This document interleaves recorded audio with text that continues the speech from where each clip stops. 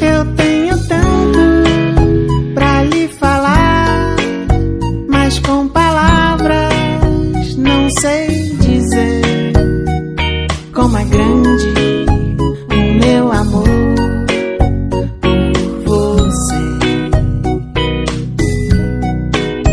E não há nada pra comparar. Olá, gente, bom dia. Então, hoje é quarta-feira, né? Maravilhosa. Vamos começar a nossa aula. Espero que vocês estejam bem ativos para a nossa atividade de hoje, ok? Então, hoje temos matemática e também história. Peguem o livro de matemática e abram na página 114, tá bom? Onde vamos estudar os ângulos. Primeiro vamos ler, tá? Saber o que é ângulos. Então, vejam só.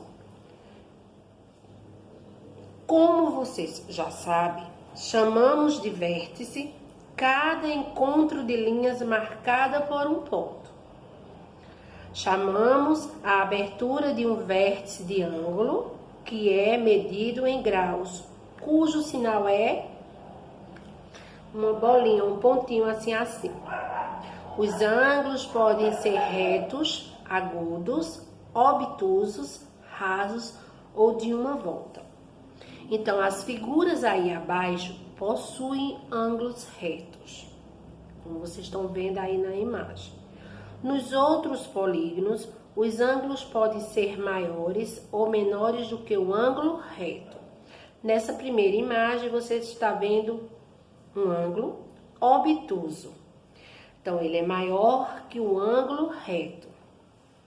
E o ângulo reto, você vê, olha, vou desenhar até aqui no quadro. Quando ele está bem retinho, bem certinho, ele tem que estar 90 graus. Olha, então ele assim é que é um ângulo reto. Já o primeiro, ele não tá assim, ele já abriu assim, né, ó. Então ele vai ser um ângulo obtuso, que vai estar a 120 graus. O ângulo agudo já é diferente. O ângulo agudo ele fecha, tá vendo? E ele vai estar a 30 graus.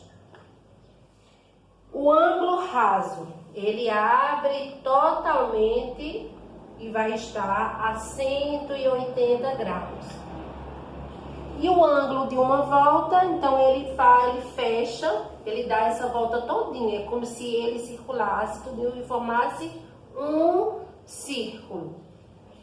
E ele vai estar a 360 graus. Então, tem essa diferença aqui no livro de vocês, que não tem como vocês errarem.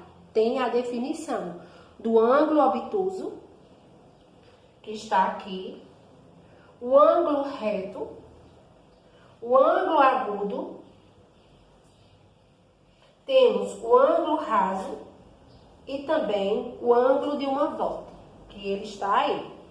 Então, na página 114, continua o exercício. Na página 115 também. E na página 116.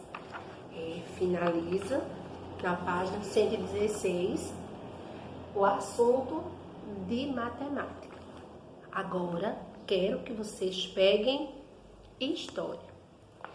Abram o livro na página 35, onde vamos estudar as grandes navegações, tá bom? Então, o que é que vocês vão fazer? Vão ler junto comigo, vão me acompanhar nessa leitura. Então, vamos lá. As principais viagens financiadas por Portugal foram as de Bartolomeu Dias. Em que ano?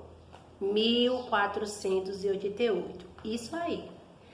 Que chegou ao Cabo das Tormentas, hoje conhecido como Cabo de Boa Esperança. Então, Vasco da Gama, em 1498, que foi o primeiro a chegar às Índias,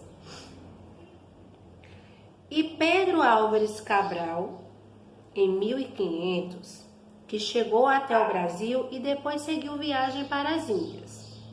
Então vejam só, as grandes navegações começaram porque Portugal queria descobrir um novo caminho para o Oriente. Assim, teria como comprar seus produtos para comercializar na Europa. Então, o que aconteceu? As rotas terrestres eram dominadas no caso, pelos italianos, que forçou Portugal a procurar uma rota no mar. Caso desse certo, os portugueses teriam muito lucro com o comércio com as Índias. Então foi que eles fizeram. Quanto às viagens financiadas pela Espanha, uma grande descoberta foi a de Colombo, que embora tivesse pensado que havia chegado às Índias, na verdade, chegou ao continente americano. O engano foi descoberto por outro navegador, então Américo Vespúcio, cujo nome inspirou chamar o continente de América. Na página 36, vamos ler o Tratado de Tordesilhas. Então, a continuação do assunto, certo? Em virtude do grande domínio de Portugal e Espanha na navegação, esses países passaram a disputar a conquista dos territórios descobertos. Entretanto, para que não houvesse conflito de interesses, foi assinado entre esses países um acordo. E esse acordo se chamava de o Tratado de Tordesilhas. Então, vejam só, o Tratado de Tordesilhas foi assinado no dia 7 de junho de 1494 e determinava uma linha imaginária que passava a 370 léguas a oeste das ilhas de Cabo Verde. As terras descobertas até essa linha seriam dominadas por Portugal. E as que estivessem após essa linha seriam dominadas pela Espanha. Então, quando os portugueses chegaram às terras brasileiras, já sabia que as terras ficariam sobre o domínio de Portugal, porque encontrava antes da linha imaginária.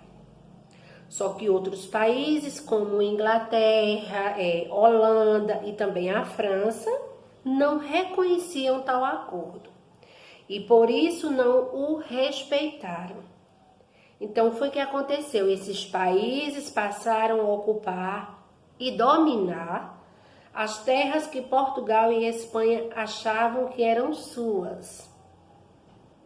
Além disso, esses países também passaram a piratear embarcações financiadas por Portugal e Espanha. Então, minha gente, na página 36 temos um pequeno exercício sobre essas atividades, sobre esse assunto. O primeiro, o segundo, e na página 37 temos o terceiro e o quarto para vocês responderem, certo? Então, vejam só, nossa aula de matemática e português está finalizada por hoje. Então, amanhã, como sempre eu falo, estaremos de volta. Beijos para vocês e um abraço muito carinhoso, tá? Tchau!